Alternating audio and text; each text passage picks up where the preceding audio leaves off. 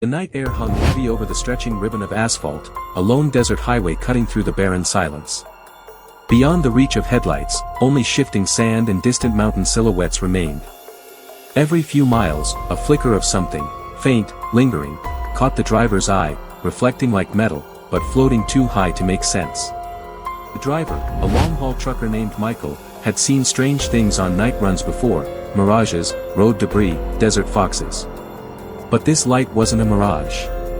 It pulsed rhythmically, like a heartbeat, hanging motionless far above the horizon. It changed colors, soft white to electric blue, almost responding to his thoughts. He slowed, watching carefully as the luminous shape hovered in silence. The highway around him was still, the world stripped of sound beneath the vast desert moon. Then without warning, the light darted closer, collapsing distance like it had bent reality itself. The sound of his engine warped, then stilled. For a moment, his radio crackled, whispering garbled fragments that seemed backwards, inhuman. "Don't stop," the words tried to form, though each syllable bent like melting tape.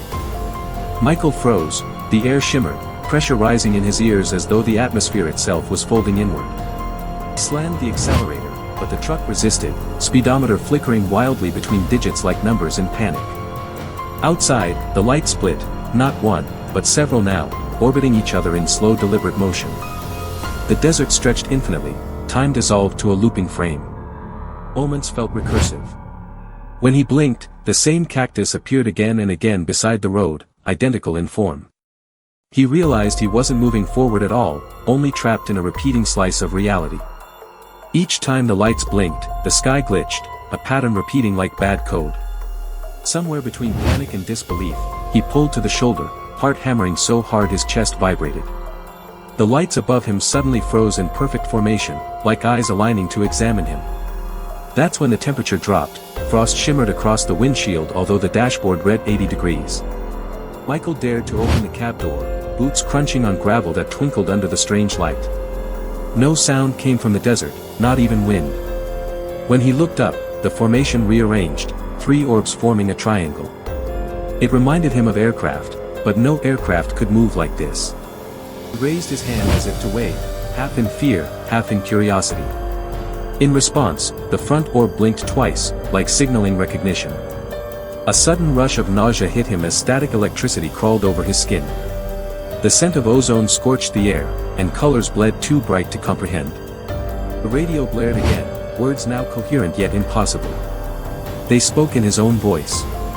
"You were never meant to see this," it said.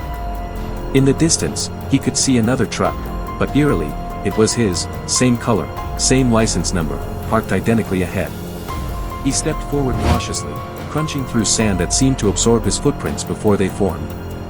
The closer he walked, the less gravity felt consistent, as though his body were moving through water. The lights followed, rotating slowly like guardians tracking a forbidden intrusion. Inside the second truck's cab, he found no driver, just a running engine and an open logbook detailing his own route, entries even for moments that hadn't yet happened. The handwriting was flawless, his own. He turned the pages, trembling. The last entry read, "It's still happening." His heartbeat thundered, syncing unnaturally with the pulsations of the hovering lights. Every throb of illumination slowed time, the desert soundscape distorted, echoing whispers behind each flash. He reached for the ignition key, only to find the engine running without fuel, humming like a living thing. Out of the corner of his eye, he glimpsed movement, something thin and humanoid standing just beyond the glow. Its form wasn't solid, it flickered between frames, each motion disjointed. The creature's head tilted unnaturally far, as if studying him in a dimension 1 layer offset. He stumbled backward, shouting, but his voice came seconds late, detached from his breath. The desert floor rippled, and the creature vanished like static being switched off. The triangle of lights condensed, merging into a single piercing pillar of light that reached down toward him. In an instant, memories that weren't his flooded in, roads he'd never driven, faces he'd never known, yet all familiar. The information poured with unbearable pressure. The light filled his skull until thought itself pixelated into haze, collapsing the boundary of self and the road before him. When he regained awareness, he was back in his truck, parked along an endless highway drenched in morning gray. Everything looked normal, dashboard lights steady, engine idling. Except his watch showed 3 days past, though his fuel gauge had not moved an inch. He exited once again, half blinded by sun glare. No evidence of the phenomenon remained, no tracks, no radiation burns, no trace of abnormal heat. But in the sand lay one odd remnant, tiny glass spheres fused together, still warm to the touch, subtly humming a low symmetrical tone. Later, investigators combed the area after he reported what happened.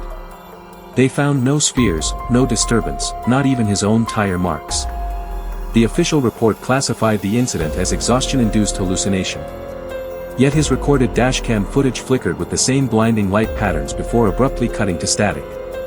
Experts analyzed the footage frame by frame. Patterns matched human brainwave frequencies during sleep. Each pulse of the light coincided with a delta brainwave, a dreaming rhythm. To scientists, coincidence. To believers, a deliberate incursion manipulating human consciousness. Michael's colleagues began avoiding his route, claiming radio interference and distorted GPS coordinates near mile marker 92. Some reported hearing whispers in CB static, messages in reverse speech mentioning coordinates that mapped to nowhere. The highway acquired a quiet legend. Truckers named it the Pale Stretch, a name whispered only over black coffee in gas station diners. Locals insist the lights still appear on moonless nights. None go looking, and those who claim to have seen it often resign from long-haul driving afterward, citing inexplicable dread. Researchers interviewed Michael under hypnosis, recorded tremors in his voice when describing the other self. His neurological scans displayed unusual electric spikes during recollection, identical to symptoms of temporal lobe seizures, yet occurring only when mentioning the lights. One professor theorized it was a shared temporal recursion event, a glitch in perceived continuity, where reality momentarily echoes itself. Others dismissed it as psychogenic memory reshuffling from stress. Yet none could explain consistent missing time across devices and logs. Years later, a new construction project scanned the highway area for fiber infrastructure. The LiDAR imagery revealed faint electromagnetic remnants perfectly matching triangular patterns reported in his story. Technology confirmed geometry, but nature has no reason for such precision. News spread quietly through fringe science forums, captivating paranormal communities. People claimed similar lights over different deserts, Nevada, Arizona, New Mexico. Each described the same pulsing rhythm, the same temporal dislocation, as though all connected by an unseen frequency. Eventually, skeptics labeled it an elaborate hoax, digitally altered dashcam data. Yet not one person duplicated the original electromagnetic anomalies. The cold, mathematical perfection of those light sequences stood apart, too structured for random interference, too organic for known tech. Michael lives off the grid now, somewhere along the California border, his truck stripped into rusting panels behind an abandoned gas stop. Every night he claims he still sees glimmers along the horizon, brief, shimmering rhythms matching his heartbeat. He no longer drives after dusk. Sometimes travelers passing the stretch report their phones glitching, clocks resetting to different times, hours into the future or minutes before arrival. These malfunctions never persist beyond the highway's end, as if reality repairs itself once distance grows. Theories abound: secret military tests, dimensional tears, collective hallucinations. But the recurring pattern, triangular and methodical, hints at intelligence, deliberate observation rather than accident. Something watches the traffic below, evaluating the few who truly notice. One radio operator once caught a repeating signal near the same frequency band emitted by the lights. When decoded through audio transformation, it produced faint human laughter looped endlessly. He deleted the file within minutes, fearing what might respond if played back. A local rest stop displays an old notice warning travelers not to stop between specific mile markers after dark. No official agency claims authorship of the warning. The paper, however, fluoresces faintly under ultraviolet light, same wavelength detected from the original incident. Satellite images occasionally show misaligned frames over that segment of road, blurs inconsistent with camera motion. The anomaly appears only at certain hours, just moments before local midnight, then vanishes. Analysts call them data stitching errors. But some insist it's temporal overlap. In the end, the desert remains indifferent, swallowing the evidence and echoes alike. Yet beneath the sand lies a pulse, faint, methodical, persistent. Travelers might feel it through the wheel, a tremor too subtle for reason. And above, the lights wait, patiently studying their next observer. So, next time you find yourself driving down an empty desert highway, window down, engine humming steady, glance once, and only once, at the horizon. If the lights flash back in rhythm with your heartbeat, keep driving. Because stopping might just reveal a version of you that already did.